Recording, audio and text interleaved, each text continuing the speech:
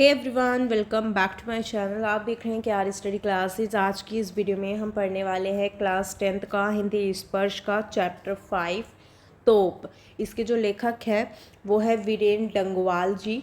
चलिए शुरू करते हैं। यहाँ पर हमें कुछ पंक्तियाँ दी गई हैं जिन्हें आज हम विशेष और प्रसंग के साथ कवर करेंगे, यानी कि व्याख्या, विशेष और प्रसंग तीनों ही चीज़ें इसमें होंगी।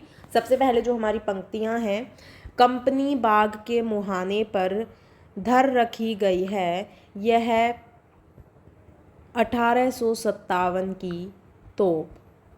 इसकी होती है बड़ी संभाल, विरासत में मिले कंपनी बाग की तरह साल में चमकाई जाती है 2 बार।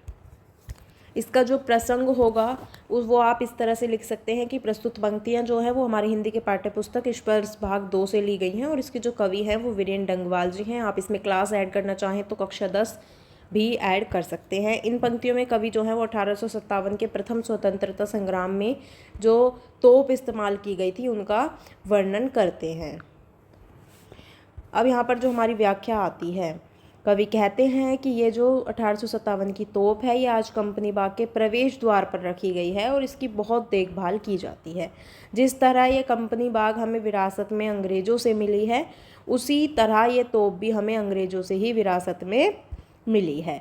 ठीक है, जिस तरह कंपनी बाग की साल में 2 बार अच्छे से देखरेख की जाती है, उसी तरह इस तोप को भी साल में 2 बार चमकाया जाता है। अब इसका जो विशेष होगा वो ये है कि तोप का प्रतीक यहाँ पर बताया गया है, जनता का प्रतिरोध बताया गया है, दमन का विरोध, इतिहास की याद और वर्तमान संदर्भ, और बाकी आप पंक्तियों के अनुसार इसमें और चीज़ें ऐड कर सकते हैं। विशेष जो है वो नॉर्मली सबका सेम रहेगा, क्योंकि एक दो चीज़ें ही अलग होती हैं मोस्टली सभी पंक्तियों में या सभी पैराग्राफ्स में, तो वो आप अपने अकॉर्डिंग डाल सकते हैं एग्ज़ाम में यदि आपका कोई क्वेश्चन आता है तो। नेक्स्ट है, सुबह शाम आते हैं कंपनी बाग में बहुत से सैलानी, उन्हें बताती है यह तोप कि मैं बड़ी जबर उड़ा दिए थे मैंने अच्छे अच्छे सूरमाओं के धज्जे अपने ज़माने में। इसका वैसे प्रसंग होगा कि इसमें जो इन पंक्तियों में जो कवि हैं वो कहते हैं कि ये जो तोप है उसका प्रयोग कहाँ हुआ था, ये वो बताते हैं यहाँ पर। तो कवि कहते हैं कि सुबह और शाम को बहुत सारे व्यक्ति कंपनी बाग में घूमने के लिए आते हैं, तब ये तोप उन्हें अपने बारे में बताती है कि मैं अपने ज़माने में बहुत ज़्यादा ताकतवर थी और मैंने अच्छे अच्छे वीरों के छींतड़े उड़ा दिए थे। अर्थात उस समय तोप का जो डर था वो हर इंसान को था। विशेष वही रहेगा। नेक्स्ट है, अब तो बहरहाल छोटे बच्चों की सवारी से अगर यह फारिग हो तो उसके ऊपर बैठकर चिड़िया ही अक्सर करती है गपशप। कभी कभी शैतानी मेवे इसके भीतर भी घुस जाते हैं। खास कर गोरैये वे बताती हैं कि दरअसल कितनी भी बड़ी हो तो एक दिन तो होना ही उसका मुंह बंद। यहाँ पर जो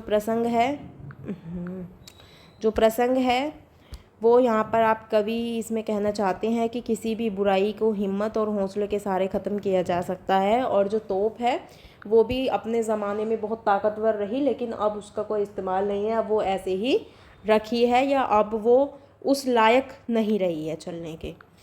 व्याख्या है कि कवि कहते हैं कि अब तोप की जो स्थिति है वो बहुत ज़्यादा बुरी हो चुकी है। छोटे बच्चे इस पर बैठकर घुड़सवारी का खेल खेलते हैं। बच्चे इस पर नहीं खेल रहे होते जब चिड़िया इस पर बैठ जाती है और आपस में बातचीत करने लग जाती हैं। कभी कभी जो शरारती चिड़ियाँ हैं वो खासकर गोरैये तोप के अंदर भी घुस जाती हैं, और छोटी सी चिड़िया ऐसा करके हमें बताना चाहती है कि कोई कितना भी शक्तिशाली क्यों ना हो, एक ना एक दिन उसका भी अंत निश्चित होता है।